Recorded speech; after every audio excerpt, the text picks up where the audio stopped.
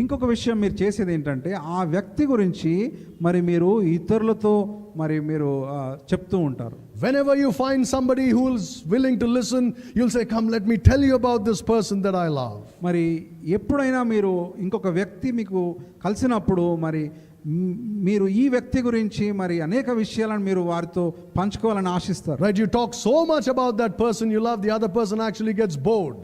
మరి మీరు ప్రేమించినటువంటి వ్యక్తి గురించి మరి ఇతరులకు మీరు చెప్పడం ప్రారంభించినప్పుడు ఆ వినేటటువంటి వ్యక్తులు మరి వాళ్ళకి బోర్ కొట్టే విధంగా మరి మీరు వాళ్ళ విషయాలే మరి చెప్తూనే ఉంటారు. But you still don't care, you still want to talk about that person. It gives you joy doing that. మరి వారికి బోర్ కొట్టినప్పటికీ మరి మీరు మాత్రము మరి ఆ పని ఆపకుండా మరి ఆ వ్యక్తి విషయాలను మీరు ఇతరులతో పంచుతూనే ఉంటారు.